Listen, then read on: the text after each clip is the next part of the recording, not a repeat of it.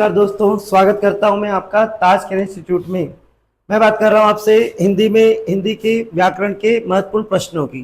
तो इसी श्रृंखला में आज मैं आपके लिए लेकर आया हूं paper number 2, model paper number 2। ध्यान दीजिएगा, यहां पर आ रहे हैं प्रश्न नंबर 1।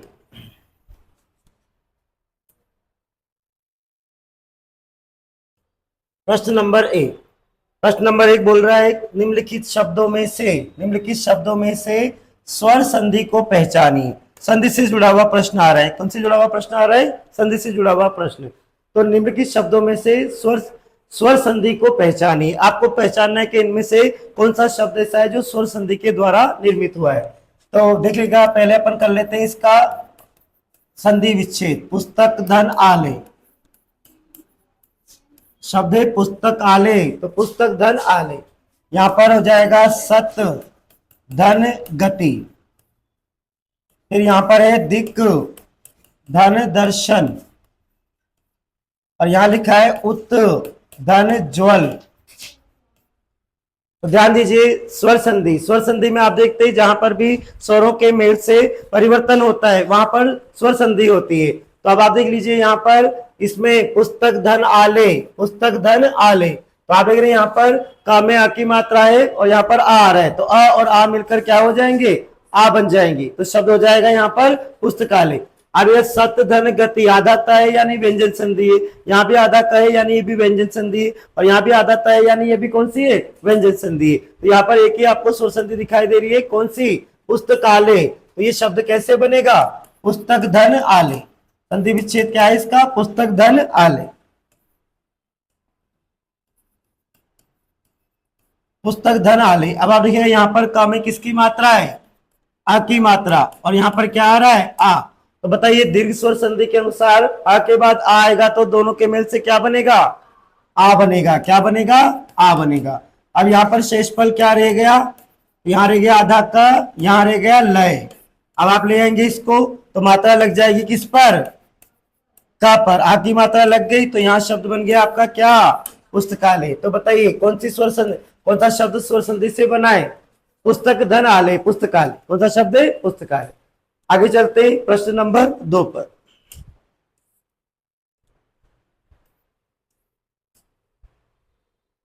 प्रश्न नंबर 2, बालोचित शब्द का संधि विच्छेद क्या होगा? बताइए, बालोचित शब्द का संधि विच्छेद क्या होगा? बाल धन उचित। कौन सा हो जाएगा? बाल धन उचित। गुण संधि। कौन सी संधि है ये? गुण संधि। कैसे हो रहा है शब्द? बाल धन उचित। याद कीजिए, गुण संधि किसे कहते हैं? गुण संधि यदि प्रथम शब्द का अंतिम वर्ण आ या आ हो तथा द्वितीय शब्द का पहला वर्ण ई उ या री, ई उ या क्या हो? री हो, तो ऐसी हालत में क्या हो जाता है? ए ओ अर हो जाता है। अगर आ के बाद ई आएगा तो मिलकर ए बनेगा, आ के बाद उ आएगा तो मिलकर ओ बनेगा, और आ के बाद री आएगा तो अर हो जाता है। तो आप देख रहे हैं यहाँ पर बाल धन उचित में अल्लाह में किसकी मात्रा है? आ की मात्रा, और यहाँ पर कौन सा स्वर आ रहा है? उ। तो आ के बाद उ आ गया गुण संधि के अनुसार, आ के बाद उ आएगा तो दोनों मिलकर क्या बन जाएंगे? ओ बन जाएंगे। अब यहाँ पर क्या रह जाएगा? आधा ल, और यहाँ रह गया चित्त। अब आप ले आइए इसको, तो अब ये ओ की मात्रा लग जाएगी किसमें? ला में। तो यहाँ शब्द क्या बन जाएगा? बालोचित। तो बालोचित शब्द की बालोचित शब्द का संधि विच्छेद क्या होगा? बाल धन उचित। बताइए कौन सी संधि है ये? गुण संधि है। तो इस प्रकार ये बन जाएगा बालोचित शब्द।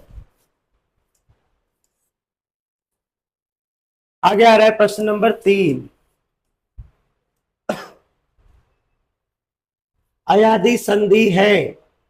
अयादि संधि, बताइए अयादि संधि कहते किससे? पहली बात तो अयादि संधि, ध्यान दीजिएगा, यदि प्रथम शब्द का अंतिम वर्ण क्या आता है? ए आई ओ या औ। प्रथम शब्द का अंतिम वर्ण क्या हो? ए आई ओ औ, तथा द्वितीय शब्द का पहला वर्ण कोई भी असमान स्वर आता है। द्वितीय शब्द का पहला वर्ण कोई भी असमान स्वर आता है। तो ऐसी हालत में संधि करने पर ये जो ए है ये आई में बदल जाएगा। ये जो आई है ये किस में बदल जाएगा? आय। ये जो ओ है ये किस में बदल जाता है? आव में बदल जाता है। किस में बदल जाता है? आव में। आव। और ये जो औ है ये किस में बदल जाता है? आव में बदल जाता है। तो अयादी संधि में इस प्रकार का परिवर्तन होता है। आप ढूंढ लीजिए इनमें से कौन सा शब्द जो अयादी संधि बना रहा है। तो आप लिख लीजिए यहाँ पर अत उत धन योग नहीं आ रहा है, ए ऐ ओ औ। यहाँ पे आ रहा है, यहाँ भी पा आ रहा है, लेकिन यहाँ पर आ रहा है ओ और बाद में आ रहा है ई। तो ऐसी हालत में यही क्या है आपका? अयादी संधि का उदाहरण है। देख लीजिए नौ धन एक। तो आप देख रहे हैं यहाँ पर न में किसकी मात्रा आ रही है? ओ की मात्रा आ रही है और बाद में क्या आ रहा है? ये आ रहा है। तो आप देख रहे हैं ओ के बाद असमान स्वर आ गया, तो ओ किस में जाएगा? आव। किस में जाएगा? आव में जाएगा। अब इसमें यहाँ पर ये ई जोड़ना है आपको, तो इसमें आप ई जोड़ देंगे तो क्या बन जाएगा? ये आवी। यहां बन गया ये शब्द आवी। अब इधर आ जाइए, क्या शेषफल बचा है आपके पास? आधा न और निकालने के बाद, और यहाँ पर ये निकालने के बाद क्या बचा है? क। अब आप इसको ले आएंगे तो अभी ये न में लग गई आ की मात्रा, वी साथ में आ रहा है और क यहाँ पड़ा हुआ है। क्या बना है शब्द? नाविक। तो अभी अगर कौन सा है यहाँ पर अयादी संधि का उदाहरण? नौ धन एक। तो क्या बनेगा शब्द? नाविक। ये अयादी संधि का नियम। ठीक है, इस प्रकार इसका उत्तर आ जाएगा नौ धन एक।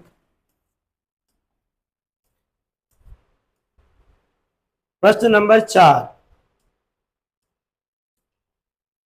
शीतर्तु। शीतर्तु शब्द का संधि विच्छेद क्या होगा? तो अभी ये कैसे बनेगा शब्द? ये बनेगा शीत धन ऋतु। शीत धन ऋतु, ये रहा उत्तर, शीत धन ऋतु। अब अभी ये कौन सा नियम है? शीत धन ऋतु। तो ये भी कौन सी संधि है आपकी? गुण संधि। कौन सी संधि है ये? गुण स्वर संधि। क्या नियम है गुण संधि का? यदि प्रथम शब्द का अंतिम वर्ण क्या हो?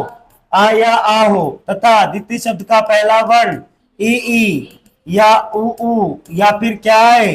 री आता है, तो संधि करने पर अगर आ के बाद ई आता है तो दोनों के मेल से ऐ हो जाता है। अगर आ के बाद उ आता है तो दोनों के मेल से ओ हो जाता है। और आ के बाद अगर री आता है तो दोनों के मेल से आर हो जाता है। र आधा है यहाँ पर।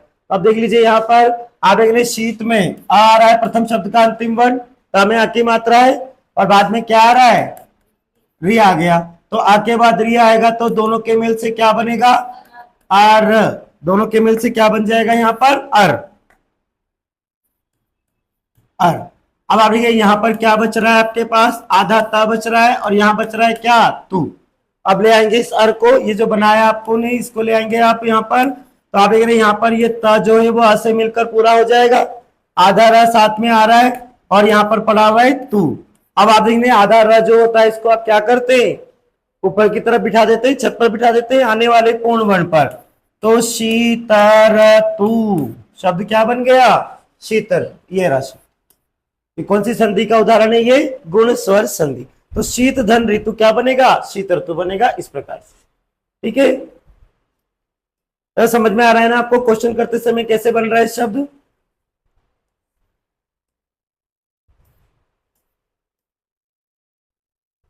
प्रश्न नंबर 5, निम्नलिखित में से किस शब्द में गुण संधि है?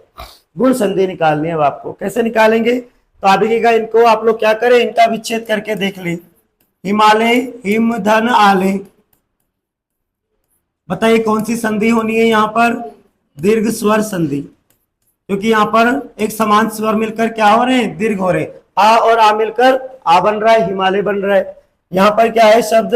इति धन आदि। इति धन आदि, तो ये कौन सी संधि है आपकी? यण। ये कौन सी संधि है आपकी? यण स्वर संधि। इसका नाम है यण स्वर संधि। फिर यहां लिखा है तल्लीन, तो इसकी संधि विच्छेद क्या हो जाएगा? तत् धन लीन। तल्लीन शब्द का संधि विच्छेद क्या हो जाएगा? तत् धन लीन। तो अब ये व्यंजन संधि है। कौन सी संधि है ये? व्यंजन संधि का उदाहरण है। फिर यहां पर आ रहा है देवेंद्र, तो देव धन इंद्र। यह है कौन सी संधि? गुण स्वर संधि। गुण स्वर संधि क्या नियम है गुण स्वर संधि का? यदि आ या आ के बाद ई उ या री आता है तो ए ओ और हो जाता है। तो अब यहाँ पर प्रथम शब्द का अंतिम वर्ण क्या है इसमें? आ। प्रथम शब्द का अंतिम वर्ण देव में आ की मात्रा है और यहाँ पर क्या है? ई। तो आ के बाद ई आएगा तो दोनों मिलकर क्या बन जाएंगे? ए बन जाएंगे। अब यहाँ पर क्या बचा? आधा व और यहाँ बचा अंध्र। अब आप ले आएंगे इसको मात्रा को तो यहाँ पर बन जाएगा देवेंद्र। तो ये देवेंद्र शब्द किस संधि का उदाहरण है? गुण संधि का। वो क्या पूछ रहा है? ये गुण संधि। तो किसमें? देवेंद्र। देवधन इंद्र, ये गुण संधि का उदाहरण है।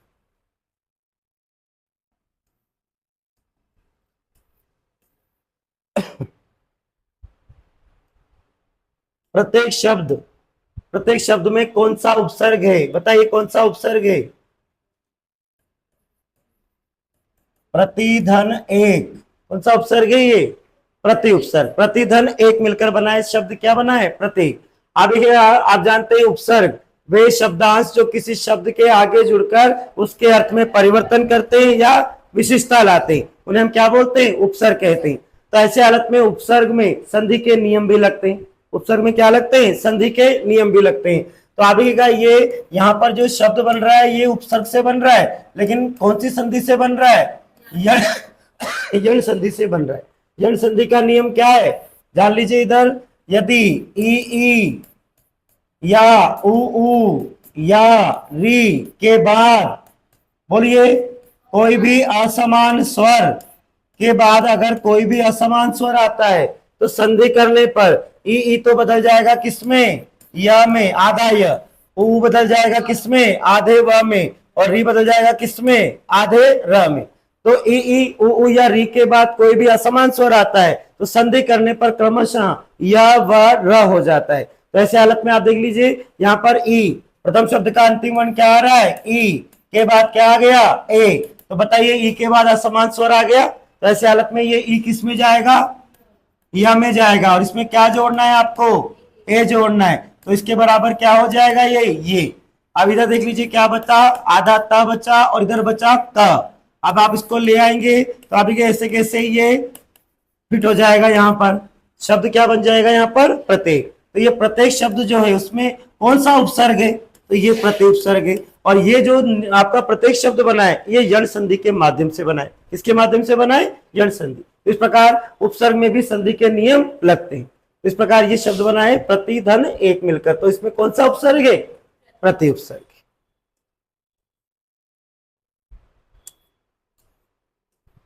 प्रश्न नंबर 7।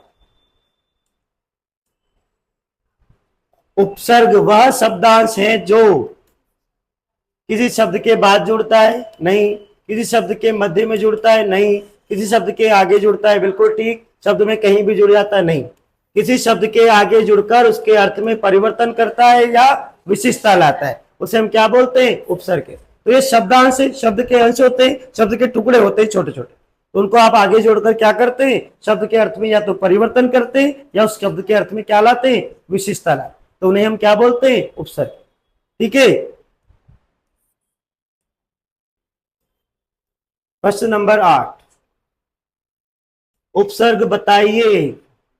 अतिधन इंद्रिय। अतीन्द्रिय शब्द क्या है? अतीन्द्रिय। तो अब ये शब्द कैसे बनेगा? अतिधन इंद्रिय। ये शब्द बनेगा आपका अतिधन इंद्रिय। तो यहां पर लग जाएगा किस संधि का नियम? दीर्घ स्वर संधि। कौन सी संधि है ये? दीर्घ स्वर संधि। जहां पर एक समान स्वर मिलकर दीर्घ हो जाते वहां पर क्या होती है? दीर्घ स्वर संधि। यहाँ पर ई है और यहाँ भी है। प्रथम शब्द का अंतिम वर्ण भी ई आया और द्वितीय शब्द का प्रथम वर्ण भी क्या आया? छोटा ई। तो दोनों मिलकर क्या हो जाएंगे? यहाँ पर बड़ा ई हो जाएगा। अब यहाँ बचा आधा त और यहाँ बचा अंद्रिय। ये बचा शब्द। आप ले आएंगे इसको शब्द को ई को। तो ऐसे हालत में ये ई की मात्रा लग जाएगी, बड़ी की मात्रा हो गई और यहाँ पर अंद्रिय शब्द यहाँ पर रखा हुआ है। तो शब्द क्या बना है? अतीन्द्रिय। कैसे बना है? तो अति उपसर्ग से बना है। और किस नियम से बना है? तो दीर्घ स्वर संधि के नियम से बना। तो इस प्रकार इसका उत्तर हो जाएगा अति उपसर्ग से बना है आपका क्या शब्द? अतीन्द्रिय शब्द किससे बना है? अति उपसर्ग से।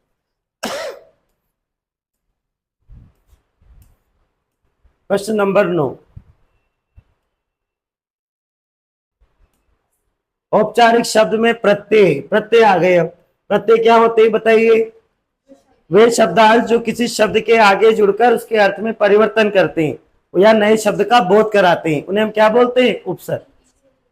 किसी शब्द के पीछे जुड़कर, हाँ बिल्कुल ठीक है। आप देखिए, वे शब्दांश जो किसी शब्द के पीछे जुड़कर उसके अर्थ में क्या करते हैं? परिवर्तन करते हैं या नए शब्द का बोध कराते हैं, उन्हें हम बोलते हैं प्रत्यय। अब आप देखिए यहाँ पर शब्द है कौन सा? औपचारिक। तो ये औपचारिक शब्द कैसे बनाए?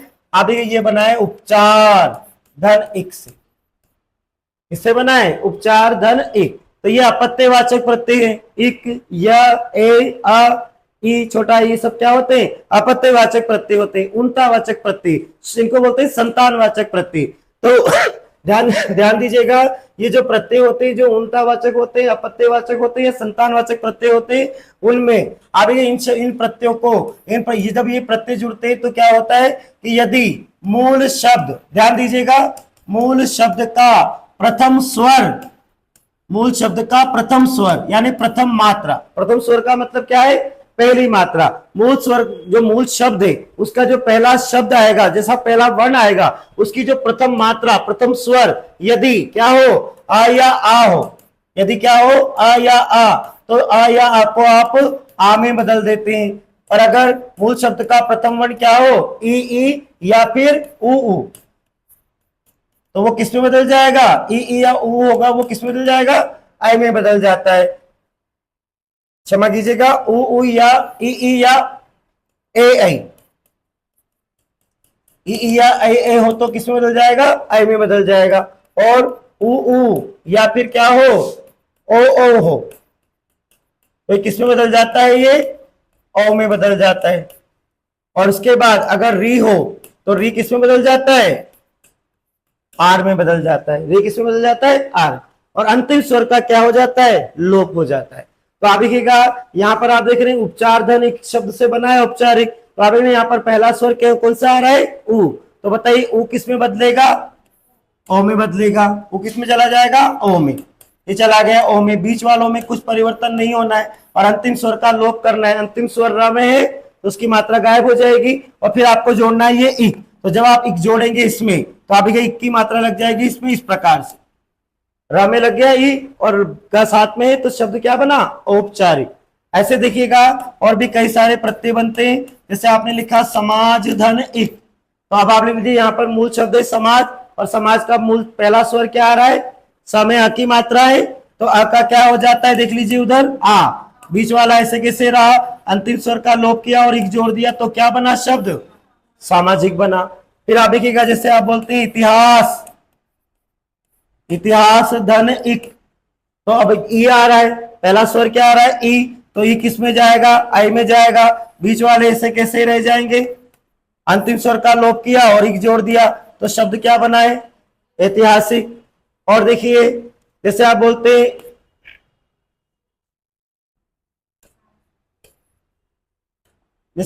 हैं लोक धन इक, तो ओ आ रहा है यहाँ पर ओ, तो ओ किस में जा रहा है? देख लीजिए औ में जा रहा है। अंतिम स्वर का लोप किया और वापस जोड़ दिया आपने क्या यहाँ पर? इक जोड़ दिया। तो ऐसी हालत में ये शब्द क्या बन जाएगा? लौकिक।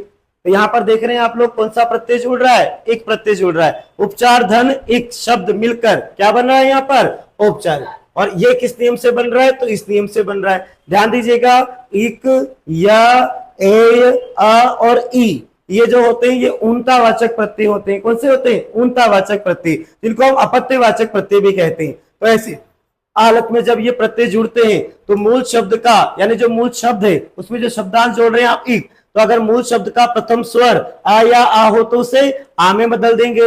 ई या ए होगा तो आई में बदल जाएगा। उ या ओ होगा तो औ में बदल देंगे और री होगा तो आर में बदल देते हैं और अंतिम स्वर का लोप करके इन प्रत्ययों को जोड़ देते हैं। तो यहाँ पर बन जाएंगे इस प्रकार के शब्द। तो यहाँ पर औपचारिक शब्द में कौन सा प्रत्यय लगा हुआ है आपका? 100% कौन सा है? एक प्रत्यय।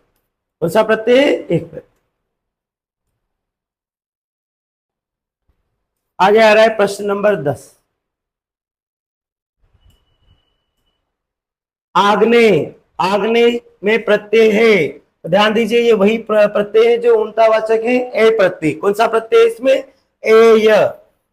अभी भी बताए उल्टावाचक प्रत्यय, तो अभी इस शब्द कैसे बनाए? अग्नि धन एय, अग्नि धन ए। तो आप देख रहे हैं यहाँ पर पहले मूल शब्द का पहला स्वर क्या है? आ। तो आपको किसमें बदल रहे थे आप? आ में। बीच वाला ऐसे कैसे रह जाएगा? अंतिम स्वर का लोप किया और यहां जोड़ देंगे आप क्या? ए। तो ये शब्द क्या बन जाएगा आपका? शब्द बन जाएगा ये आग्नेय। ए की मात्रा जुड़ गई, शब्द क्या बन गया? आग्नेय। ऐसे आप देखिए, जैसे आप बोलते हैं पथ धन एय, शब्द है पथ धन ए, तो पहला स्वर क्या आ रहा है इसमें? आ रहा है। तो आपका क्या करना है? आ करना है। अंतिम स्वर का लोप किया और ए जोड़ दिया, क्या बना शब्द? पाथे। फिर ऐसे आप बोलते हैं, जैसे मैं बोलूं आपको कृतिका धन ए, कृतिका धन ए, तो पहला स्वर आ रहा है री, तो री को आप किस में बदलते हैं? आर में बदलते हैं। बीच वाला शब्द ऐसे कैसे रह जाएगा? और फिर अंतिम स्वर का लोप किया और ए जोड़ दिया, तो यहां पर शब्द क्या बना है? कार्तिकेय। अब आप देख रहे हैं यहां पर ये आधा र है, इस आधे र को आप क्या करेंगे? छत पर बिठा देंगे, तो यहां पर ये बैठ जाएगा छत पर। शब्द क्या बन गया यहां पर? कार्तिकेय। और बताओ गंगा धन ए, गंगा धन ए, तो आप देख रहे हैं यहां पर की मात्रा आ रही है, किसमें जाएगी? आ में। और अंतिम स्वर का लोप किया और ए जोड़ दिया, तो क्या बना है? गांगे शब्द बना है। तो इस प्रकार आप देख रहे हैं गांगे कौन है बताइए? विश्व पितामह। कौन है? विश्व पितामह। जानते हो ना, देवदत्त विश्व पितामह, इच्छा मृत्यु का वरदान प्राप्त था। महान व्यक्ति है ये, जो भी है, जो जिसको भी आप कह रहे हैं वो कौन है? बहुत महान व्यक्ति है। ठीक है, गांगे कौन है? हाँ। फिर आ रहा है प्रश्न नंबर 11। किस शब्द की वर्तनी शुद्ध है? शुद्ध अशुद्धि ढूंढनी है आपको, देख लीजिए किस शब्द की वर्तनी शुद्ध है। बताइए, प्रश्न होता है क्या? नहीं होता, प्रश्न होता है, गलत। ये पर्याप्त नहीं होता है, ये होता है पर्याप्त। परिधन आप्त कैसे बनता है? परिधन आप्त गुण यण संधि से बनेगा। प्रदर्शनी, ये प्रदर्शनी होता है, इसने मेरे को डुबोया था पेपर में। और ये ब्रजभाषा, बिल्कुल ये ठीक रहा, ब्रजभाषा। ब्रजभाषा, ब्रजभाषा बिल्कुल ऐसे ही लिखेंगे, बाकी तीनों ऐसे लिखे जाने चाहिए। तो ये तीनों गलत है, ये शुद्ध है। तो ऐसे हालत में वर्तनी किसकी शुद्ध है? ब्रजभाषा।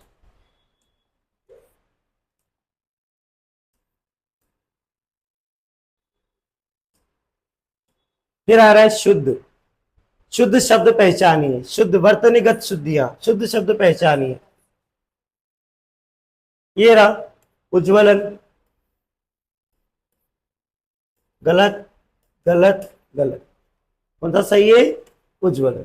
और ये शब्द कैसे बनेगा? ये बनेगा उत्धन ज्वलन, उत्ध्वन ज्वलन। तो ऐसे हालत में ता या द के बाद च ज ट ड ल 5 वर्ण आते हैं, तो ता द आने वाले वर्ण में ही बदल जाता। ता के बाद ज आ रहा है, तो ये ता भी किस में बदल जाएगा? ज में ही बदल जाएगा। तो ये शब्द बनेगा इस प्रकार से, उज्ज्वल। तो शुद्ध शब्द कौन सा है आपके सामने? उज्ज्वल।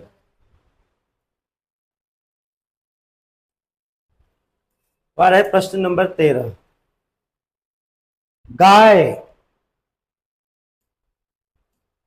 गाय में कौन सी संज्ञा है? बताइए, गाय कितनी है इस दुनिया में? बहुत सारी है। गाय, गाय शब्द जाति का जातिवाचक शब्द है। कौन सा शब्द है? जाति। गाय शब्द जाति, गाय की जाति को बोध, वह संज्ञा जो किसी व्यक्ति वस्तु, मतलब व्यक्ति की जगह प्राणी कहें, किसी प्राणी वस्तु या स्थान की संपूर्ण जाति का बोध कराता है, उसे हम कहते हैं जातिवाचक संज्ञा। तो गाय शब्द कहते हैं, कौन सी गाय याद आ रही? सारी गाय याद आ रही है, इसका मतलब कौन सी संज्ञा है?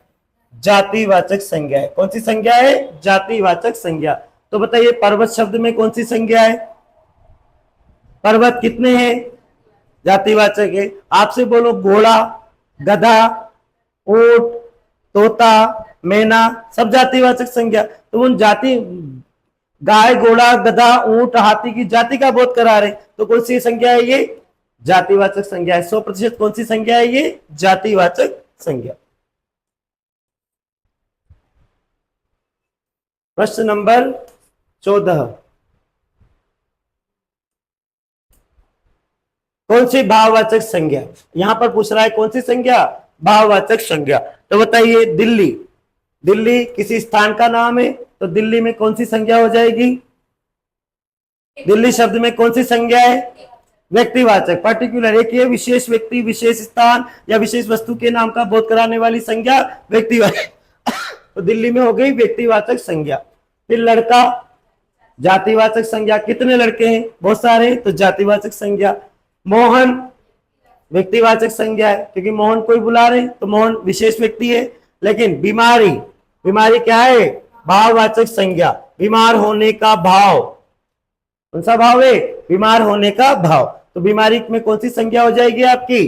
भाववाचक संज्ञा हो जाएगी। आगे आ रहा है प्रश्न नंबर 15, निम्नलिखित में से कौन सा शब्द समूहवाचक संज्ञा नहीं है? पहली बात तो समूहवाचक संज्ञा कहते हैं किसे? ऐसी संज्ञा जिससे किसी समूह का बोध होता है, एक से अधिक का बोध होता है, उसे हम क्या बोलते हैं? समूहवाचक संज्ञा। तो देख लीजिए, ये रही सभा। अच्छा, कौन सी समूहवाचक संज्ञा नहीं है? तो सभा है, बोलिए कितने? एक से बनेगी क्या अनेक से बनेगी? अनेक से बनेगी। कक्षा, बताइए कि स्टूडेंट को बोलेंगे क्या? नहीं बोलेंगे, बिल्कुल। भीड़, लोगों का समूह, बिल्कुल, भीड़ भी एक से अधिक लोगों का समूह है। लेकिन दौड़, दौड़ में कौन सी संज्ञा है? भाववाचक। दौड़ में कौन सी संज्ञा है? भाववाचक। तो कौन, किसमें नहीं है समूहवाचक संज्ञा? दौड़ में नहीं। दौड़ क्या है? दौड़ने का भाव, तो भाववाचक संज्ञा है।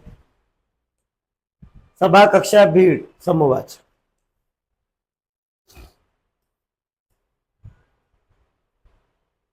प्रश्न नंबर 16, निम्नलिखित में से कौन सा शब्द जातिवाचक संज्ञा नहीं है? जातिवाचक संज्ञा नहीं है, देख लीजिए कौन सी? जवान, बताइए कितने जवान है इस दुनिया में? बहुत सारे, जातिवाचक संज्ञा।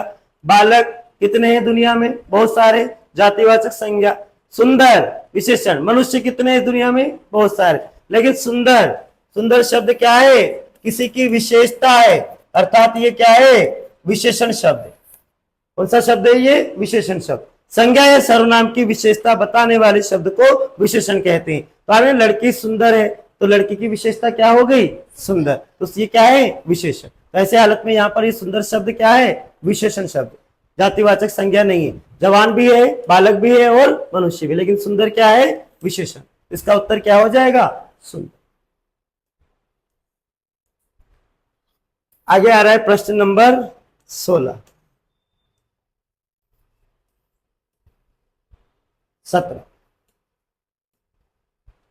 इनमें से कौन सा शब्द पुरुषवाचक सर्वनाम से संबंधित नहीं है?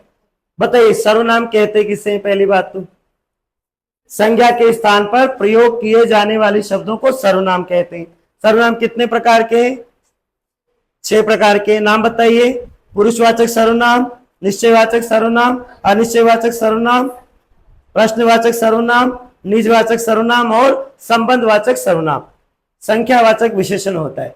तो 6 प्रकार के सर्वनाम होते हैं, जिसमें एक होता है पुरुषवाचक सर्वनाम। तो वह सर्वनाम जो व्यक्तियों के नाम का बोध कराता है। व्यक्ति 3 प्रकार के होते हैं, उत्तम पुरुष, मध्यम पुरुष और अन्य पुरुष, यानी फर्स्ट पर्सन, सेकंड पर्सन और थर्ड पर्सन। तो अब ये वक्ता, बोलने वाला या लेखक के लिए प्रयुक्त होने वाले सर्वनाम तो उत्तम पुरुषवाचक सर्वनाम, फर्स्ट पर्सन। श्रोता या पाठक के लिए प्रयुक्त होने वाले सर्वनाम मध्यम पुरुषवाचक सर्वनाम, सेकंड पर्सन। और आप बोले दोनों को छोड़कर, वक्ता, लेखक और श्रोता पाठक को छोड़कर अन्य के लिए प्रयुक्त होने वाले सर्वनाम क्या कहलाते हैं? अन्य पुरुषवाचक सर्वनाम। तो ये पूछ रहा है पुरुषवाचक सर्वनाम से संबंधित कौन सा शब्द नहीं है? तो अब देखिए, हम उत्तम पुरुषवाचक, तू मध्यम पुरुषवाचक, मैं भी उत्तम पुरुषवाचक, लेकिन कोई अनिश्चयवाचक सर्वनाम है। कोई कौन सा है? अनिश्चयवाचक सर्वनाम। ऐसे हालत में इसका उत्तर क्या हो जाएगा? कोई। कोई कौन सा सर्वनाम है? अनिश्चयवाचक सर्वनाम। वह सर्वनाम जो किसी संज्ञा या सर्वनाम की निश्चितता की ओर संकेत नहीं करते। पता नहीं पड़ रहा, कोई दरवाजे पर कोई खड़ा है, बताओ कौन खड़ा है, तो कोई, कौन सा है ये, अनिश्चयवाचक सर्वनाम। पुरुषवाचक सर्वनाम नहीं है, तो कौन सा नहीं है यहाँ पर, कोई, कौन सा है ये, अनिश्चयवाचक सर्वनाम। हम में कौन सा सर्वनाम है, उत्तम पुरुषवाचक। तू में कौन सा है, मध्यम पुरुषवाचक। और मैं भी कौन सा है, उत्तम पुरुषवाचक सर्व।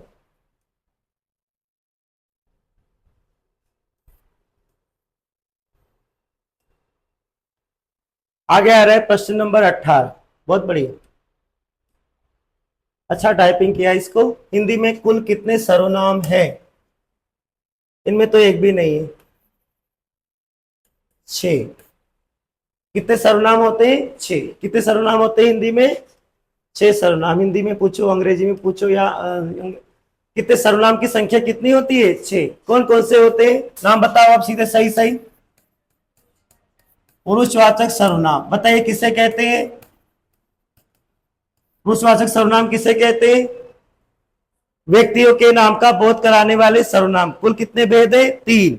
उत्तम पुरुष, मध्यम पुरुष और अन्य पुरुषवाचक सर्वनाम। दूसरा होता है कौन सा, निश्चयवाचक सर्वनाम। दूसरा है कौन सा, निश्चयवाचक सर्वनाम।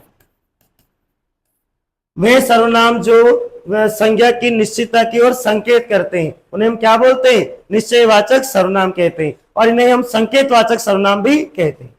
एक होता है अनिश्चयवाचक सर्वनाम, एक कौन सा हो गया, अनिश्चयवाचक सर्वनाम। तो अनिश्चयवाचक सर्वनाम किसे कहते हैं, वे सर्वनाम जो किसी संज्ञा की निश्चितता की ओर संकेत नहीं करते हैं, उन्हें बोलेंगे हम अनिश्चयवाचक सर्वनाम, कोई और कुछ। फिर चौथा कौन सा पढ़ा आपने, प्रश्नवाचक सर्वनाम। प्रश्नवाचक सर्वनाम, प्रश्न का बोध कराने वाला सर्वनाम। प्रश्नवाचक शब्द आएगा यहाँ पर, प्रश्न का बोध कराने वाला सर्वनाम जो होता है उसे क्या बोलते हैं हम, प्रश्नवाचक सर्वनाम कहते हैं। फिर एक होता है कौन सा, निजवाचक सर्वनाम। याद आ गया, निजवाचक सर्वनाम। संख्यावाचक आ रहा था याद, कौन सा है ये, निजवाचक सर्वनाम, निजता का बोध कराने वाले सर्वनाम। वे सर्वनाम जो वाक्य में पुनः प्रयोग होकर कर्ता के लिए ही प्रयोग किए जाते, उन्हें बोलते हैं हम निजवाचक सर्वनाम। अपना, अपनी, अपने आप, स्वयं, खुद, निज, ये सब क्या है, निजवाचक सर्वनाम। और एक होता है कौन सा, संबंधवाचक सर्वनाम। एक होता है कौन सा, संबंधवाचक सर्वनाम। वे सर्वनाम जो वाक्य में प्रयुक्त होकर एक संज्ञा या सर्वनाम का संबंध दूसरी संज्ञा या सर्वनाम के साथ प्रकट करते हैं, या वाक्य में प्रयुक्त होकर दो अलग अलग बातों को, पृथक पृथक बातों को एक करने का कार्य करते हैं, उन्हें हम क्या बोलते हैं, संबंधवाचक सर्वनाम। इस प्रकार कुल मिलाकर सर्वनाम की संख्या कितनी होती है, 6। और कौन से, तो पुरुषवाचक, निश्चयवाचक, अनिश्चयवाचक, प्रश्नवाचक, निजवाचक और संबंधवाचक सर्वनाम। पुरुष ने निश्चय अनिश्चय का प्रश्न कर अपने निज संबंधों को बिगाड़ लिया। पुरुष ने निश्चय अनिश्चय का प्रश्न कर अपने निज संबंधों को बिगाड़ लिया। तो ये 6 सर्वनाम हो गए, कितने हैं, 6। तो कुल मिलाकर सर्वनाम की संख्या कितनी होती है, 6। संख्या नहीं आनी चाहिए बीच में, निजवाचक। मैं आपको बोलता हूं हमेशा क्लास पढ़ते समय नाम याद रखो, अंदर क्या है मैं पढ़ाऊंगा पूरा डिटेल से, नाम याद रखिए, नाम में संकोच होता है हमेशा। विशेषण, विधेय विशेषण का उदाहरण कौन सा है, ध्यान दीजिएगा। विशेषण, पहली बात तो विशेषण कहते किसे, संज्ञा या सर्वनाम की विशेषता बताने वाले शब्द को विशेषण कहते हैं। तो ऐसी हालत में ये जो विशेषण होते हैं इसके 2 अंग होते हैं, एक तो होता है विधेय विशेषण और दूसरा कौन सा होता है, एक तो होता है विधेय विशेषण और एक होता है उद्देश्य विशेषण। एक तो होता है विधेय विशेषण और एक कौन सा होता है, उद्देश्य विशेषण। अब आप देखिएगा विधेय विशेषण और उद्देश्य विशेषण में क्या अंतर है, तो वे विशेषण जो वाक्य में प्रयुक्त होकर विशेषण यानी विशेषता के पहले, विशेष मतलब वाक्य में प्रयुक्त होकर विशेष्य के पहले, किसके पहले, विशेष्य के पहले प्रयुक्त होते हैं। विशेष्य का मतलब क्या, संज्ञा या सर्वनाम जिसकी विशेषता बताई जाती है उसे वो विशेष्य कहते हैं।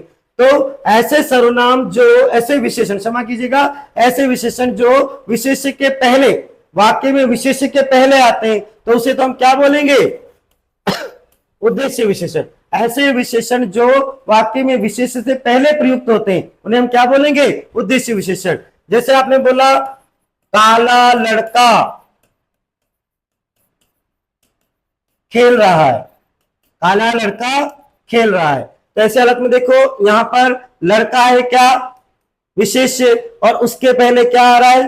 काला शब्द आ रहा है, तो उसकी विशेषता आ रही है कि लड़का कैसा है? बे काला है। तो ये क्या है? विशेषण। तो आप देख रहे हैं ये विशेष्य के पहले आ रहा है।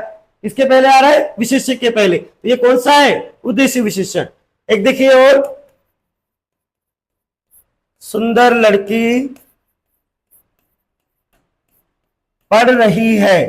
सुंदर लड़की क्या कर रही है? पढ़ रही है। तो आप यहाँ पर लड़की तो क्या है? विशेष्य संज्ञा है, और उसके पहले आ रही है उसकी विशेषता। तो ये कौन सा विशेषण हो जाएगा? उद्देश्य विशेषण। वाक्य में वे विशेषण जो विशेष्य के पहले प्रयोग किए जाते हैं उनको हम क्या बोलते हैं? उद्देश्य विशेषण। और ये क्या पूछ रहा है? विधेय विशेषण। तो वे विशेषण जो वाक्य में विशेष्य के बाद प्रकट होते हैं। किसके बाद प्रकट होते हैं? विशेष्य के बाद। विशेष्य का मतलब संज्ञा या सर्वनाम के बाद प्रकट होते हैं। देख लीजिए यहाँ पर, मेरा लड़का आलसी है। आलसी विशेषता है, बिल्कुल है यही। फिर आप देख लीजिए, मेरा घोड़ा काला है, यहां भी बाद में आ रहा है, विधेय विशेषण है। वैरागियों को यह संसार मिथ्या प्रतीत होता है। संसार की विशेषता बाद में आ रही है, यह भी विधेय विशेषण है। इसका मतलब हो गया ये तीनों ही क्या है? विधेय विशेषण है। तो उपयुक्त सभी, इसका उत्तर कौन सा हो जाएगा? उपयुक्त सभी। ध्यान देना, वे विशेषण जो वाक्य में विशेष्य के बाद प्रकट होते हैं। विशेष्य का मतलब संज्ञा या सर्वनाम, जिसकी विशेषता बताते हैं उसे विशेष्य कहते हैं। और विशेषता किसकी बताते हैं? या तो संज्ञा की या सर्वनाम की।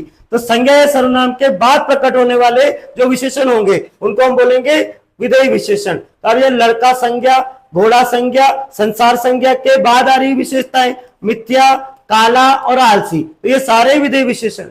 और ऐसा कैसा एक दूसरा कौन सा होता है? उद्देश्य विशेषण। तो वे विशेषण जो वाक्य में विशेष्य के पहले प्रयोग किए जाते तो उनको बोलेंगे हम उद्देश्य विशेषण। लड़का, जैसे आपने बोला काला लड़का, तो लड़के के पहले आ रही उसकी विशेषता, ये कौन सा है? उद्देश्य विशेषण। लड़की, सुंदर लड़की, तो यहाँ पर सुंदर, लड़की से पहले आ रहा है सुंदर शब्द, तो ये सुंदर भी क्या है? यहाँ पर उद्देश्य विशेषण। तो उद्देश्य विशेषण का मतलब तो क्या हो जाएगा? वे विशेषण जो वाक्य में संज्ञा या सर्वनाम के पहले प्रयुक्त होते हैं, और वे विशेषण जो वाक्य में संज्ञा या सर्वनाम के बाद, संज्ञा या सर्वनाम के बाद प्रयुक्त होते हैं, उन्हें हम क्या बोलते हैं? विधेय विशेषण। तो इसका मतलब है ये तीनों ही उदाहरण किसके हैं? विधेय विशेषण। तो उपयुक्त सभी इसका उत्तर हो जाए।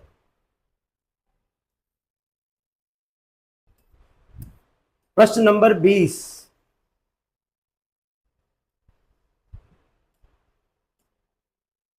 आज मुझे बहुत काम है, घर जाओ। इस वाक्य में बहुत किस प्रकार का विशेषण है? ध्यान दीजिएगा, आज मुझे बहुत काम है, आज मुझे बहुत काम है, तो इस वाक्य में विशेषण का कौन सा प्रकार है? ध्यान दीजिएगा, विशेषण कितने प्रकार के होते हैं? पहली बात तो विशेषण कहते हैं किसे? संज्ञा या सर्वनाम की विशेषता बताने वाले शब्द को विशेषण कहते हैं। और अभी आरबीएसई बोर्ड के अनुसार विशेषण 5 प्रकार के होते हैं। कितने प्रकार के? 5 प्रकार। एक होता है गुणवाचक विशेषण। कौन सा होता है? एक गुणवाचक विशेषण। एक होता है संख्यावाचक विशेषण। एक होता है परिमाणवाचक विशेषण। एक होता है संकेतवाचक विशेषण, और एक होता है व्यक्तिवाचक विशेषण। आरबीएसई बोर्ड के अनुसार 5 प्रकार के विशेषण होते हैं। तो गुणवाचक, संख्यावाचक, परिमाणवाचक, संकेतवाचक और व्यक्तिवाचक विशेषण। गुणवाचक विशेषण किसे कहते हैं? विशेषण जो संज्ञा या सर्वनाम की रंग, रूप, आकार, प्रकार, गुण, दोष, स्वभाव, अवस्था, दशा, स्थान आदि संबंधी विशेषता को प्रकट करते हैं, वो तो कहलाते हैं गुणवाचक विशेषण। आज मुझे बहुत काम है, तो अब ये काम, बहुत काम है, तो आप देख रहे हैं यहाँ पर बहुत काम की विशेषता क्या आ रही है? बहुत। तो अब बहुत तो क्या बता रहा है? परिमाण बता रहा है। तो किस में आएगा? आगे देखिएगा। गुणवाचक विशेषण रंग, रूप, आकार, प्रकार, गुण, दोष, स्वभाव, अवस्था, स्थान आदि संबंधी विशेषता प्रकट करते हैं। जबकि संख्यावाचक विशेषण संख्या, गिनने योग्य, वे विशेषण जो गिनने योग्य संज्ञा या सर्वनाम की विशेषता को प्रकट करते हैं, तो वो संख्यावाचक है। फिर परिमाणवाचक, वे विशेषण जो संज्ञा या सर्वनाम की नापतोल संबंध, किस संबंधी, नापतोल संबंधी विशेषता को प्रकट करते हैं, उसे कहते हैं हम क्या, परिमाणवाचक विशेषण। और वे विशेषण जो किसी संज्ञा की ओर संकेत करते हैं उन्हें बोलते हैं संकेतवाचक विशेषण। और वे विशेषण जो व्यक्तिवाचक संज्ञाओं से बने होते हैं उन्हें बोलते हैं हम व्यक्तिवाचक विशेषण। तो यहां देखिएगा परिमाणवाचक विशेषण में आप क्या कर रहे हैं, नापतोल, नापतोल की इकाई यानी संज्ञा या सर्वनाम की नापतोल संबंधी विशेषता को प्रकट करते हैं। तो आप देख रहे हैं काम है, काम है यानी क्या है, संज्ञा है। तो कितना काम है, बहुत काम है। तो बताओ नापतोल हो रहा है नहीं हो रहा, बहुत, अधिक, कम, ज्यादा, थोड़ा, बहुत, ही सब क्या है, नापतोल की इकाई है। तो ये बहुत किस में आएगा, परिमाणवाचक विशेषण। इसका उत्तर क्या हो जाएगा, परिमाणवाचक विशेषण। ठीक है। प्रश्न नंबर 21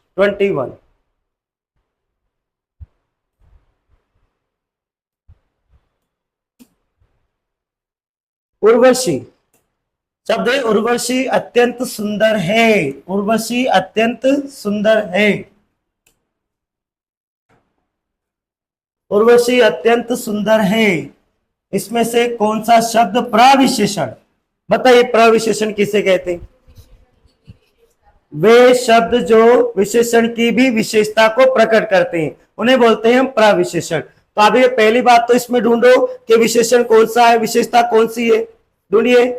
सुंदर, क्या बता रहे हैं वो, सुंदर। उर्वशी क्या है, सुंदर है। लेकिन सुंदर की भी विशेषता क्या है, अत्यंत सुंदर है। तो अत्यंत यहां पर क्या है, प्रविशेषण। वे शब्द जो विशेषण की भी विशेषता को प्रकट करते हैं। तो अब सुंदर की भी विशेषता किससे प्रकट हो रही है, अत्यंत। तो यहाँ पर प्रविशेषण शब्द कौन सा हो जाएगा, अत्यंत। जैसे कहूं बहुत छोटा बच्चा खेल रहा है, बहुत छोटा बच्चा खेल रहा है। तो आप देखिएगा यहां पर बच्चा, बच्चे की विशेषता क्या है कि वो क्या है, छोटा, छोटा है उसकी विशेषता। लेकिन आप छोटे की भी विशेषता क्या है कि वो बहुत छोटा है। तो ये बहुत क्या है यहाँ पर, प्रविशेषण। ऐसे आप देख रहे हैं उर्वशी सुंदर है, तो सुंदर की भी विशेषता क्या है कि वो अत्यंत सुंदर है। तो अत्यंत यहाँ पर क्या हो जाएगा, प्रविशेषण। फिर मैं बोलूं राधा बहुत सीधी है, राधा बहुत सीधी है। तो अब राधा की विशेषता है कि वो सीधी है, लेकिन सीधी की भी क्या विशेषता है कि वो बहुत सीधी है। तो बहुत क्या है यहाँ पर, प्रविशेषण है। तो प्रविशेषण का मतलब ये होता है मित्रों कि जो शब्द विशेषण की भी विशेषता को प्रकट करे उसे हम क्या बोलेंगे, प्रविशेषण। यहाँ पर प्रविशेषण शब्द कौन सा है, अत्यंत।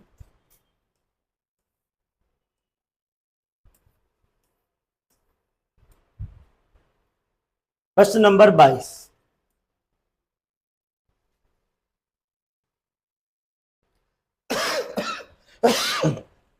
इनमें से किस वाक्य में सजातीय क्रिया का प्रयोग हुआ है। क्रिया, क्रिया कहते किसे, पहली बात तो वह शब्द जो किसी भी कार्य के होने अथवा किए जाने का बोध कराता है उसे क्रिया कहते हैं। क्रिया का शाब्दिक अर्थ होता है कार्य। कोई सा भी कार्य जो अपने आप हो रहा है वो भी क्रिया है, और जो किसी के द्वारा किया जा रहा है वो भी क्रिया है। तो ऐसे हालत में आगे क्रिया यानी कार्यों को अलग अलग भागों में बांट रखा है। यहाँ पर पूछ रहा है सजातीय क्रिया कौन सी है, तो सजातीय क्रिया, ध्यान दीजिएगा, ऐसा वाक्य जिसमें कर्म और क्रिया, ऐसा वाक्य जिसमें क्या, कर्म और क्रिया एक ही धातु से बनी हो। इसमें कर्म और क्रिया किससे बनी हो, एक ही धातु से बनी हो, उसे हम क्या बोलेंगे, सजातीय क्रिया। धातु का मतलब क्या है, तो धातु कहते हैं हम क्रिया के मूल शब्द को। धातु किसे कहते हैं, क्रिया के मूल शब्द को। तो आगे ऐसी हालत में ऐसी क्रिया देखनी है आपको जिसमें कर्म और क्रिया दोनों एक ही धातु से बनी हो। तो आप देख लीजिए यहाँ पर जीवन एक कला है, कला है कोई मतलब नहीं। पक्षी डाल पर चहचहाते हैं, चहचहाना एक क्रिया हो रही, एक ही है। उसके बाद वह अनेक बोलियां बोलता है, अनेक बोलियां बोलता है, क्या बोलता है, बोलियां। तो कर्म क्या है इसमें, बोलियां, और बोलता है यानी क्रिया। तो आप देख रहे कर्म और क्रिया दोनों किस धातु से बनी है, बोल। कौन सा धातु है ये, बोल धातु। इसका उत्तर क्या हो जाएगा, वह अनेक बोलियां बोलता है, सजातीय क्रिया। जैसे कहूं राधा खाना खाती है, तो बताइए क्या खाती है? खाना कर्म मिल गया और खाती है क्रिया, तो आप देख रहे हैं दोनों एक ही धातु से बने, खा धातु से। फिर कहें राम गाना गाता है, राम क्या करता है? गाना गाता है, तो बताओ कर्म है गाना और गाता है भी क्रिया, तो गा धातु से बना है। फिर बालक खेल खेलता है, बालक खेल खेलता है, बालक क्या खेलता है? खेल खेलता है, कर्म और क्रिया, तो बताओ सजातीय क्रिया हो गई। इसी प्रकार की क्रिया यहाँ पर कैसी है? वह अनेक बोलियां बोलता है। जिस वाक्य में कर्म और क्रिया एक ही धातु से बनी होती है उसे हम क्या बोलते हैं? सजातीय क्रिया। तो इसका उत्तर क्या हो जाएगा? वह अनेक बोलियां बोलता है। एक दो उदाहरण और लिखे मैंने यहाँ। अब चलते हैं प्रश्न नंबर 23।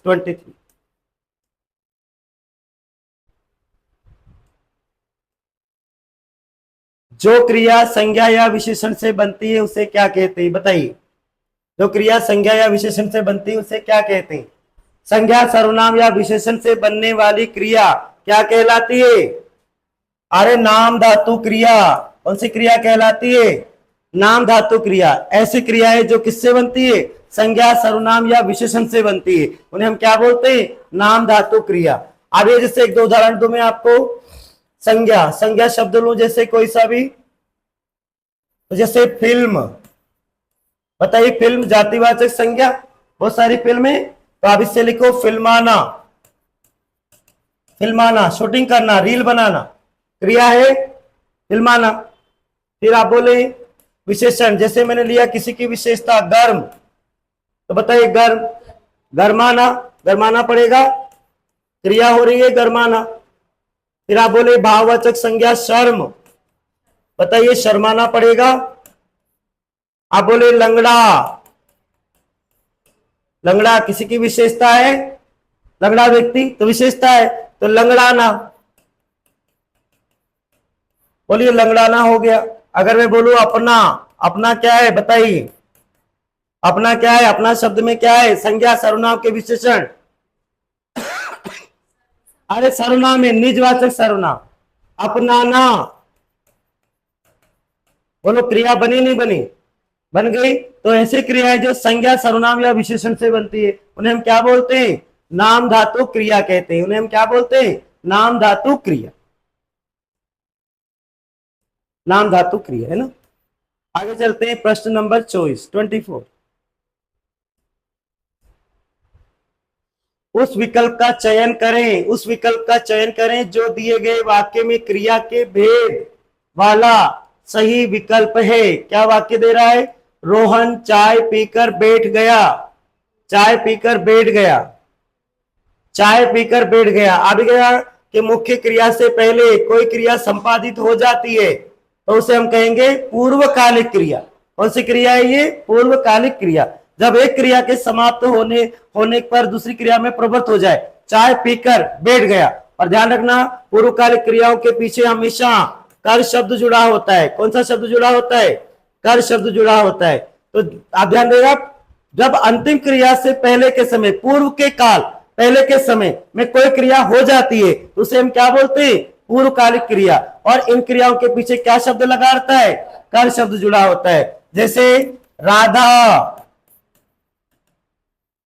खाना खाकर पढ़ती है, राधा खाना खाकर पढ़ती है, तो अंतिम क्रिया क्या है? पढ़ती है। उसके पहले वो क्या करती है? खाना खाकर, पूर्वकालिक क्रिया। आप बोले बालक नहाकर, बालक नहाकर मंदिर गया, तो अंतिम क्रिया क्या हो रही है? मंदिर गया। उसके पहले क्या किया इसने? नहाकर। बताइए कौन सी क्रिया है ये? सारी पूर्वकालिक क्रिया। तो पूर्वकालिक क्रिया हो जाएगी। रोहन चाय पीकर बैठ गया। जब एक क्रिया मुख्य क्रिया से पहले कोई क्रिया संपादित होती है तो उसे हम कौन सी क्रिया बोलते हैं? पूर्वकालिक क्रिया। बैठ गया अंतिम क्रिया है, उसके पहले उसने क्या किया? चाय पीकर। तो पीकर यानी कर शब्द जुड़ा हुआ है, अर्थात कौन सी क्रिया है? पूर्वकालिक क्रिया।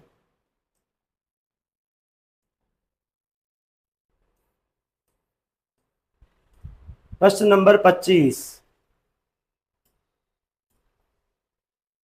निम्नलिखित में सकर्मक क्रिया छांटिए। बताइए, कर्म के आधार पर क्रियाएं दो प्रकार की है, एक तो सकर्मक और एक अकर्मक। तो बताइए सकर्मक क्रिया किसे कहेंगे?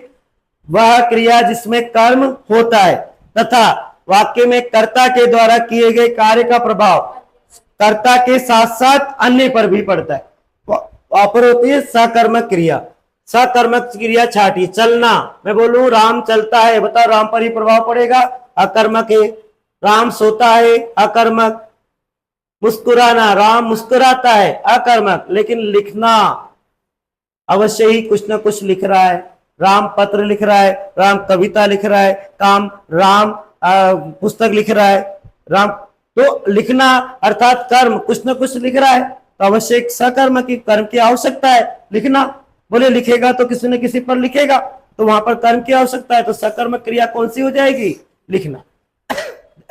देख लो, चलना कर्ता पर ही प्रभाव पड़ेगा, सोना भी कर्ता पर ही प्रभाव पड़ेगा, मुस्कुराना भी कर्ता पर ही प्रभाव पड़ेगा, लेकिन लिखना तो लिखेगा जिस पर प्रभाव पड़ेगा, नहीं पड़ेगा। तो सकर्मक क्रिया कौन सी है? लिखना।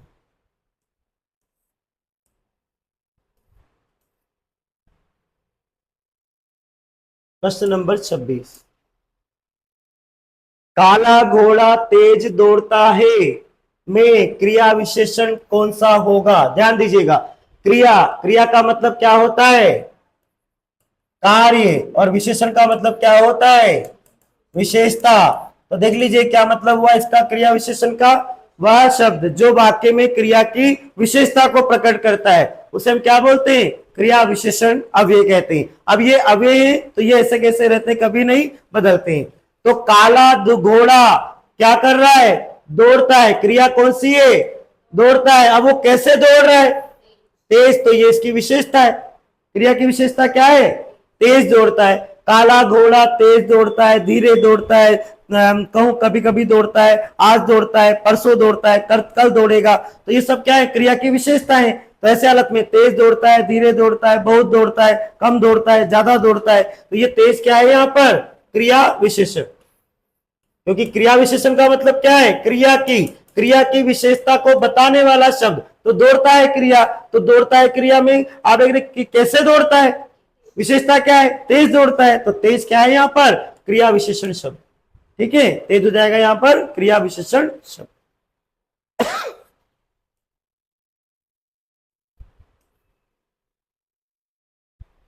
प्रश्न नंबर 27, चोर वहां दीवार के पास खड़ा था। चोर वहां दीवार के पास खड़ा था। इस वाक्य में वहां किस प्रकार का क्रिया विशेषण है? ध्यान दीजिएगा, क्रिया विशेषण। आप एक क्रिया विशेषण का मतलब क्या समझा हमने? वह शब्द जो क्या करता है? क्रिया की विशेषता, कार्य की विशेषता को प्रकट करता है, उसे बोलते हैं क्रिया विशेषण। अब क्रिया की विशेषता कितने प्रकार की हो सकती है? 4 प्रकार की। कब, कहां, कैसे और कितना। तो ऐसे हालत में अब ये कालवाचक तो क्या बता देगा? समय।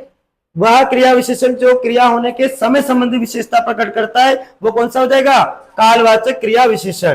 फिर रीतिवाचक, तो वे क्रिया विशेषण जो क्रिया होने की रीति यानी तरीके का बोध कराता है उसे बोलते हैं क्रिया रीतिवाचक क्रिया विशेषण। एक हो जाएगा स्थानवाचक, तो क्रिया होने के स्थान संबंधी, कहां, क्रिया होने के स्थान संबंधी विशेषता को प्रकट जो करेगा वो क्या हो जाएगा? स्थानवाचक क्रिया विशेषण।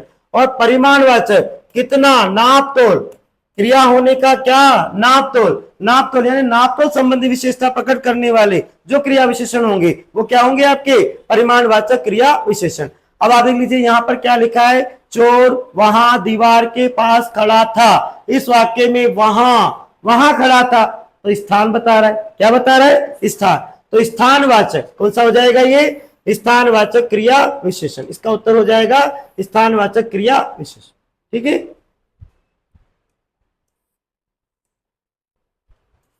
प्रश्न नंबर 28, उसे धीरे धीरे लिखने की आदत है। बताइए यहाँ भी क्या हो रहा है, धीरे धीरे लिख रहा है वो, धीरे धीरे लिखने की आदत है।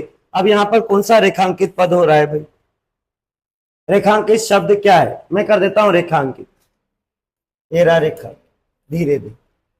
तो अब ये धीरे धीरे क्या है, लिखने की विशेषता है, यानी क्रिया की विशेषता है। तो ये क्या है, धीरे धीरे शब्द क्रिया विशेषण। तो बता दो कौन सा है क्रिया विशेषण, चार है, कालवाचक, रीतिवाचक, स्थानवाचक और परिमाणवाचक क्रिया विशेषण। तो धीरे धीरे लिखता है, बताओ कैसे लिखता है, तरीका बता रहे। तो रीतिवाचक है, कौन सा है, रीतिवाचक क्रिया विशेषण। तो उत्तर क्या हो जाएगा, रीतिवाचक क्रिया विशेषण। कैसे कर रहा है कार्य, धीरे धीरे कर रहा है, तरीका बता रहा है, तो तरीका बता रहा है यानी रीति बता रहा है, तो रीतिवाचक क्रिया विशेषण। आगे आ रहा है प्रश्न नंबर 29। निम्न में से कौन सा वाक्य वर्तमान काल का है, वर्तमान काल, बताइए वर्तमान काल किसे कहते हैं, वर्तमान यानी जो अभी चल रहा है, वर्तमान जो अभी चल रहा है। देखिएगा, मानव पढ़ता है, ये रहा मानव पढ़ता है, सामान्य वर्तमान का, क्रिया का वह रूप जिससे उसके वर्तमान समय में, अभी के समय में होने का बोध होता है सामान्य रूप से, उसे हम क्या बोलेंगे, सामान्य वर्तमान काल। मोहन गया, मोहन क्या गया, यानी भूतकाल, सामान्य भूतकाल। सीता सो रही थी, ये हो जाएगा आपका अपूर्ण भूतकाल, सो रही थी, भूतकाल में हो रहा है पर पूरा नहीं हुआ है।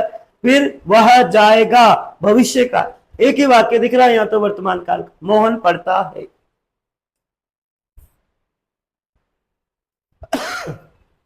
प्रश्न नंबर 30 बना दिए। प्रश्न नंबर 30, कौन सा वाक्य आसन्न भूतकाल में है, बताइए, आसन्न भूतकाल बताइए।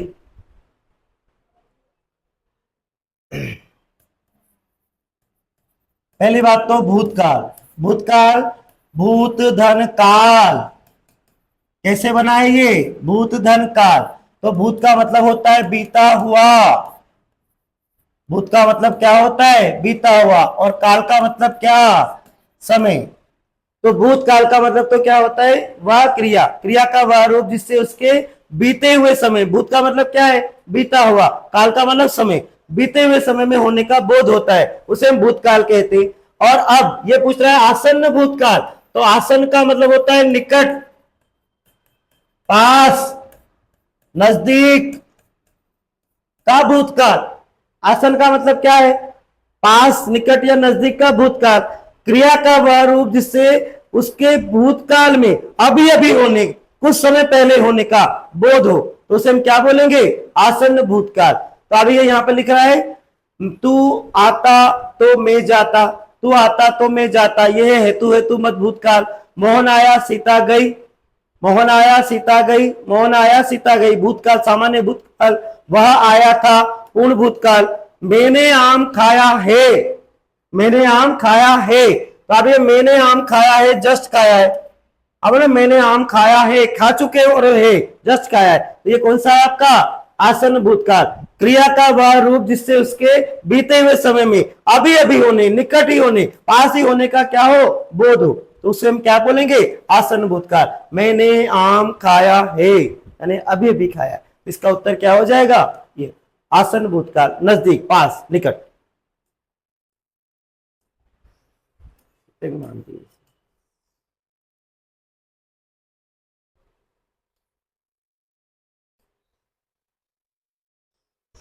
निम्नलिखित में से कौन सा शब्द तत्सम नहीं है, बहुत बढ़िया।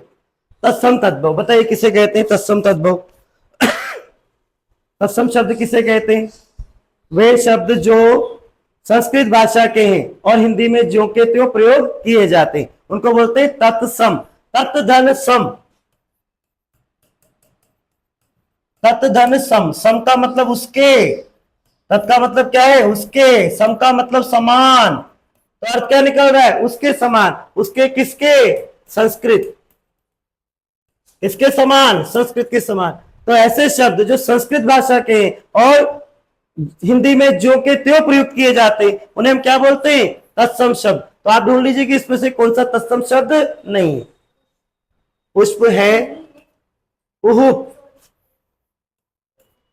सुमन है, कुसुम है, लेकिन पुहुप, ध्यान रखना पुहुप जो है वो क्या है, वो आपका इसका पुष्प का तद्भव है, इसका तद्भव है। पुष्प का तद्भव क्या होता है, पुहुप होता है। मैं अंडरलाइन करवाता हूं आपको लिखवाते समय, क्योंकि पुहुप भी कैसा लग रहा है, संस्कृत जैसा लग रहा है शब्द। आप देखना आपके रजिस्टर में जाकर, जहां पर पुष्प लिखा है इसके सामने पुहुप लिखा है, तो वहां स्टार लगा होगा। तो अभी गई ये पुहुप शब्द क्या है, तद्भव शब्द है। इस प्रकार इसका उत्तर क्या हो जाएगा, पुहुप। पुष्प भी तत्सम है, सुमन भी तत्सम है, और तसुन भी तत्सम है। और यहाँ पर पुहुप शब्द जो क्या है, तद्भव शब्द।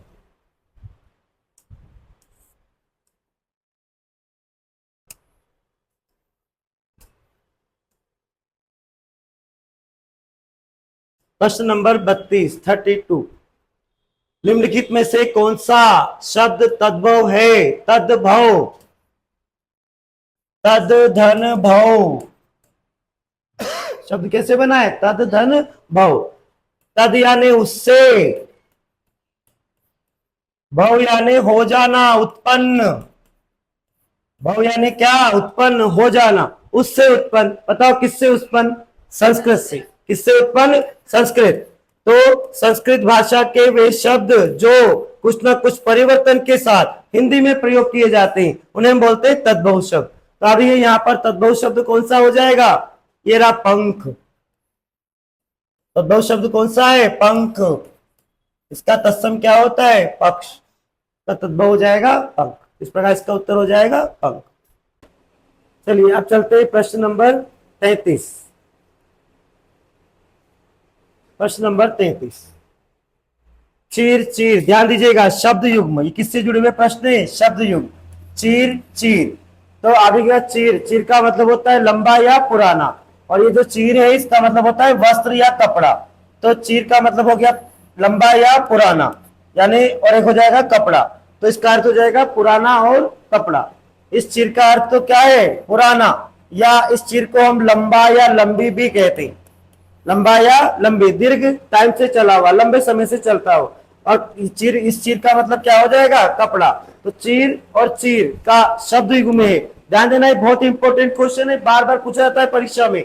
चीर छोटी की मात्रा, चीर का मतलब या तो लंबा या पुराना, और इस चीर का मतलब क्या है, कपड़ा। चीर फाड़ कर देना है, कपड़ा फाड़ कर दे देना। तो चीर का मतलब तो बड़ी की मात्रा तो कपड़ा, और छोटी की मात्रा क्या है, लंबा या पुराना, लंबा, लंबी या पुराना। तो ये हो जाएगा चीर चीर का अर्थ। इंपॉर्टेंट क्वेश्चन है, बहुत इंपॉर्टेंट क्वेश्चन है। फिर आ रहा है शब्द युग्म, अनिल, अनल। अनिल, अनल, अनिल का मतलब तो होता है हवा, और अनल का मतलब होता है आग। तो आग और हवा, ये रहा। इस अनिल का मतलब तो क्या हो गया, हवा, और इस अनल का मतलब क्या हो गया, आग। जो नल नहीं है, अनल, तो अनल का मतलब आग, और अनिल का मतलब क्या होता है, हवा।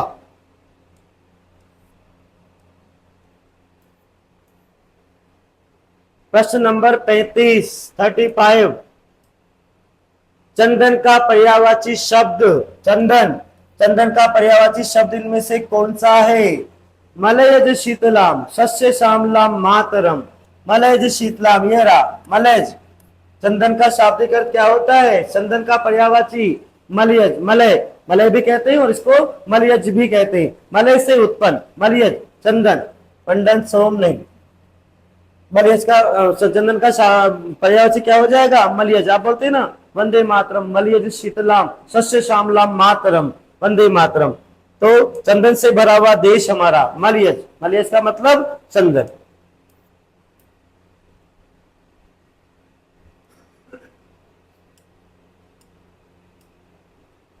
इनमें से कौन सा शब्द घर का पर्यायवाची नहीं है।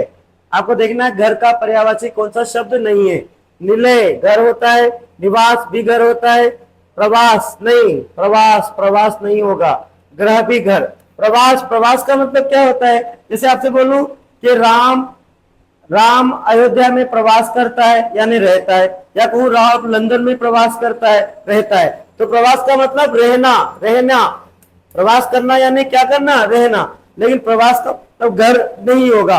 निलय भी घर, निवास भी घर और गृह भी क्या है, घर होता है। लेकिन प्रवास का मतलब क्या होता है, कहीं जाकर रहना, विदेश जाकर रहना या उस गांव में जाकर रहना, क्या बोलेंगे, उस गांव में प्रवास करते हैं या उस नगर में प्रवास करते हैं। तो प्रवास का मतलब क्या हो जाता है, रहना। और आप बोलते हो तो प्रवासी, जैसे आप ना कोटा के प्रवासी हो, यानी कोटा में रहते हो, कोटा के निवासी हो। तो इसका तात्पर्य अब एक घर का शाब्दिक अर्थ पर्यायवाची नहीं होगा, क्या, प्रवास। प्रश्न नंबर 37,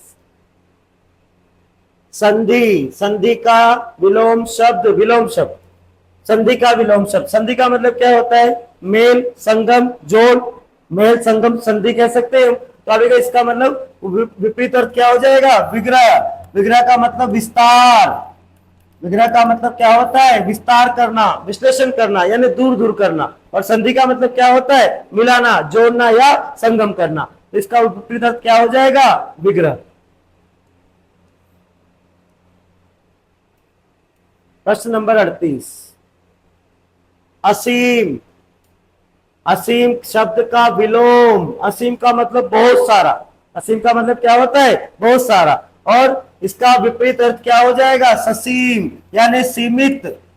ससीम का क्या अर्थ हो जाएगा, सीमित। असीम का विपरीत हो जाएगा क्या, ससीम। असीम का मतलब होता है बहुत सारा, असीम, असीम ज्ञान है, यानी बहुत सारा ज्ञान। और ससीम का मतलब निश्चित, सूक्ष्म, मतलब जिसको हम कह सकते हैं निश्चित। ससीम का मतलब क्या होता है, निश्चित। तो ऐसे हालत में असीम का विपरीत अर्थ विलोम शब्द क्या हो जाएगा, ससीम हो जाएगा।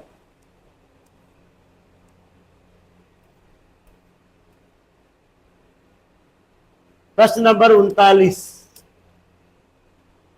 वाक्यांश के लिए उपयुक्त शब्द, एकल शब्द, वन वर्ड। जो तर्क द्वारा माना जा चुका हो, जो तर्क द्वारा माना जा चुका हो, तर्क सिद्ध नहीं। जो तर्क द्वारा सिद्ध हुआ हो उसे बोलेंगे तर्क सिद्ध। तर्क सम्मत, बिल्कुल, जो तर्क द्वारा क्या हुआ हो, माना जा चुका हो, मतलब जिसको तर्क द्वारा क्या किया हो, मनवा लिया गया हो, तो वो कहलाएगा तर्क सम्मत। तर्क शास्त्र, तर्क से संबंधित जो शास्त्र है। तर्क साध्य, जो तर्क द्वारा साधा जा सके। और तर्क शास्त्र, जो शास्त्र तर्क द्वारा निर्मित हुआ है, तर्क शास्त्र। और तर्क सम्मत, जो तर्क द्वारा माना जा चुका है। और तर्क सिद्ध, जो तर्क द्वारा सिद्ध हो। लेकिन यहाँ पर क्या पूछ रहा है, जो तर्क द्वारा माना जा चुका हो, तो जो क्या हो, तर्क द्वारा सम्मत हो, तर्क सम्मत हो, तर्क द्वारा माना जा चुका हो, कहेंगे तर्क सम्मत।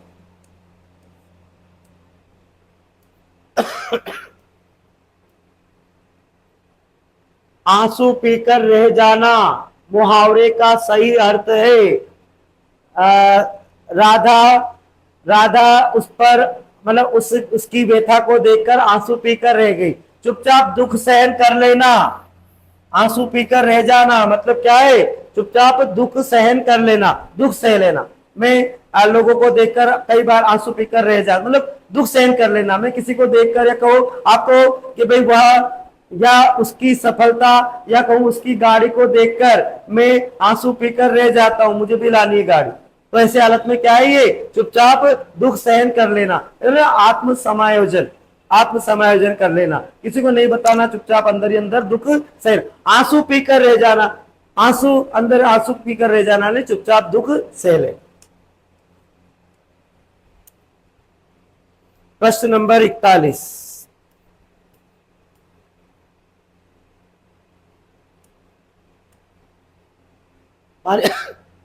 पारिभाषिक शब्द। किस विकल्प में वोकेशन, वोकेशन शब्द का समकक्ष हिंदी पारिभाषिक शब्द है, रिक्ति नहीं, व्यवसाय। वोकेशन का हिंदी शब्द क्या होगा, इसका समकक्ष हिंदी शब्द क्या होगा, व्यवसाय। वोकेशन का मतलब क्या हो जाएगा, व्यवसाय।